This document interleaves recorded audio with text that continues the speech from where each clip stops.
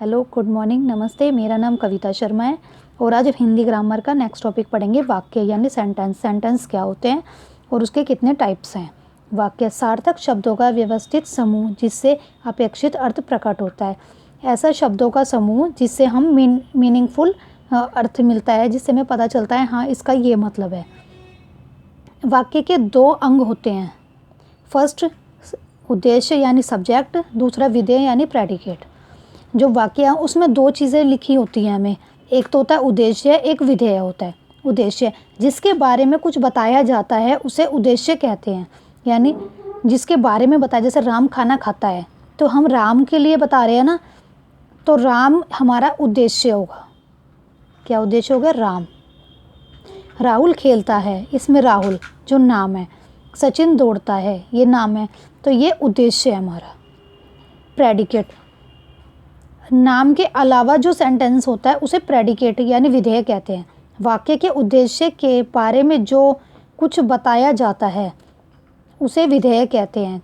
अनुराग खेलता है, अनुराग उद्देश्य हो गया, लेकिन जो खेलता है ये विधेय यानी प्रेडिकेट हो गया। राधा नाचती है, इसमें नाचती है हमारा विधेय हो गया। पढ़ती है, ये विधेय हो गया। सोता है, रवि सोता है, ये हमारा विधेय हो गया। वाक्य के दो प्रकार होते हैं, एक अर्थ के आधार पर, दूसरा रचना के आधार पर। अर्थ के आधार पर वाक्य विधानवाचक, निषेधवाचक, आज्ञावाचक, प्रश्नवाचक, इच्छावाचक, संदेहवाचक, विस्मयवाचक, संकेतवाचक। और सेकंड होता है रचना के आधार पर। उसमें रचना के आधार पर तीन भेद होते हैं, सरल वाक्य, संयुक्त वाक्य, मिश्रित वाक्य। तो आज हम पहला पढ़ते हैं फर्स्ट। नेक्स्ट अर्थ के आधार पर वाक्य के भेद। अर्थ के आधार पर वाक्य के भेद हैं, तो फर्स्ट है विधानवाचक। विधानवाचक इसको असर्टिव सेंटेंस भी कहते हैं, यानी पॉजिटिव सेंटेंस भी बोल सकते हैं हम। जिन वाक्यों में क्रिया के होने या करने का पता चलता है उसे विधानवाचक कहते हैं। जैसे राम पढ़ता है, वर्षा हो रही है, मैंने दूध पिया, मैंने खाया, वह गया। किसी काम का पॉजिटिव सेंस निकल रहा है, उसे विधानवाचक वाक्य कहा जाता है। निषेधवाचक, निषेधवाचक होता है नेगेटिव सेंटेंस।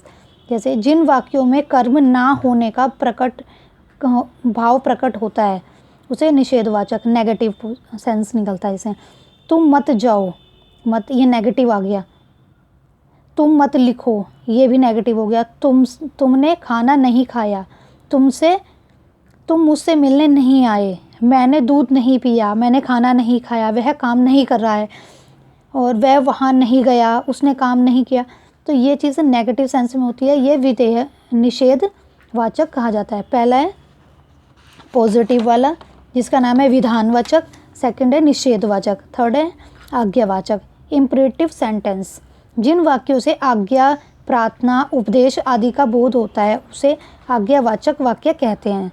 बाजार जाकर फल ले आओ, तुम यह काम करो, तुम बर्तन उठा के ले जाओ। या हम जैसे किसी को ऑर्डर देते हैं ना बच्चों को, वो एक तरह से आज्ञा दे रहे हैं हम किसी को, तुम आज वहाँ मत जाना, तुम पढ़ते क्यों नहीं हो, तुम पढ़ो, तुम ये काम करो। तो किसी को हम ऑर्डर दे रहे हैं। बाजार जाकर फल ले आओ, मोहन तुम बैठ कर पढ़ो, बड़ों का सम्मान करो। ये हमारा हो गया आज्ञावाचक। 4 प्रश्नवाचक इंटरोगेटिव सेंटेंस जिन वाक्यों से किसी प्रकार का प्रश्न पूछने का ज्ञान होता है उन्हें प्रश्नवाचक वाक्य कहते हैं, जिसमें क्वेश्चन पूछने का बोध होता है। रीना तुम कहाँ गई थी, तुम ये क्या कर रहे हो, तुम पढ़ क्यों नहीं रहे हो, तुमने क्या पढ़ा, तुमने क्या किया। इसमें प्रश्नवाचक आते हैं, क्वेश्चन मार्क आते हैं, वो हमारा प्रश्नवाचक वाक्य होता है। इच्छावाचक जिन वाक्यों में इच्छा, आशीष, शुभकामनाएं आदि का बोध होता है उसे इच्छावाचक कहते हैं। जैसे हम इच्छा करते हैं किसी को कि तुम्हारा कल्याण हो, जैसे एक तरह से विशेष हो गई, इसमें विश करते हैं जिसके लिए तुम्हारा कल्याण हो। आज तो मैं केवल फल खाऊंगा, ये हमारी इच्छा हो गई। भगवान तुम्हें लंबी उम्र दे, ये विश हो गई, है ना। तो किसी के लिए विश करना, इच्छा करना, अपनी इच्छा पूरी करना, किसी और की इच्छा पूरी करना, तो ये हमारी इच्छावाचक वाक्य हो गया। 6 संदेहवाचक सेंटेंस इंडिकेटेड डाउट जिन वाक्यों में संदेह या संभावना का बोध होता है, जिसमें मतलब काम हमारा पूरा हुआ भी नहीं है और नहीं भी हुआ, इसमें एक तरह से संदेह है हमें, ठीक है, तो उनको ही संदेहवाचक वाक्य कहा जाता है। शायद शाम को वर्षा हो जाए, शायद वह कल आएगा, हो सकता है कि राहुल आ जाए। जैसे हम किसी के बारे में सोच रहे हैं या कुछ संदेह कर रहे हैं, हमें एज्यूम करना, किसी चीज़ को एज्यूम करना। जैसे आज बारिश होएगी, अगर मैं पढ़ूंगी तो फिर मेरा एग्ज़ाम क्रैक हो जाएगा, तो क्या पता शायद कल टेस्ट हो स्कूल में, तो ये हमारे संदेह है। जैसे 2 तारीख से एग्ज़ाम हो रहे हैं, तो ये जब पूरा डेट शीट आ जाती है तो वो कंफर्म चीज़ हो गई, लेकिन अगर कंफर्म नहीं है तो उसको संदेह की उससे दृष्टि से देखा जाएगा। जैसे एग्ज़ाम्स होने वाले हैं अब दिल्ली में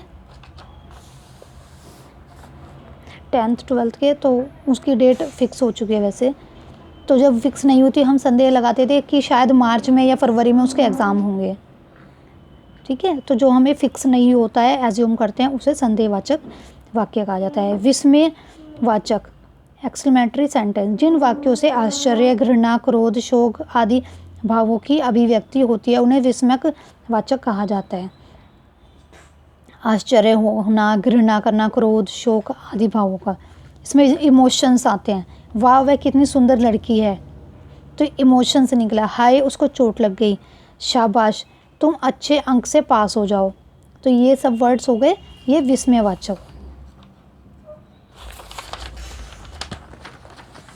7 संकेतवाचक कंडीशन सेंटेंसेस, जिन वाक्यों से शर्त या संकेत का बोध होता है, यानी एक क्रिया का होना दूसरी क्रिया पर निर्भर करता है, उसे संकेतवाचक कहा जाता है।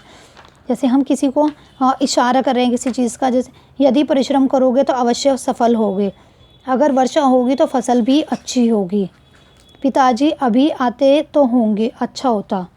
तो ये हमारा संकेत हो गया किसी चीज़ को। तो आज हमने पढ़े रचना के आधार, अर्थ के आधार पर वाक्य, विधानवाचक जो पॉजिटिव होता है,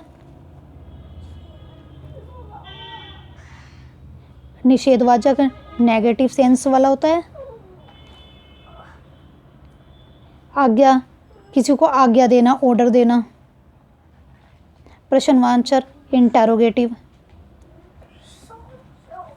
इच्छा ये हमारी इच्छा है, जैसे हम अपनी या दूसरे की इच्छा के लिए हम करते हैं, वो चीज़ हो गई। संदेह हो गया, डाउट हो गया। विस्मयवाचक जिसमें हाय, शाबाश, हे राम ये वाले शब्द आते हैं, संकेत हम किसी को संकेत कर रहे हैं, ठीक है।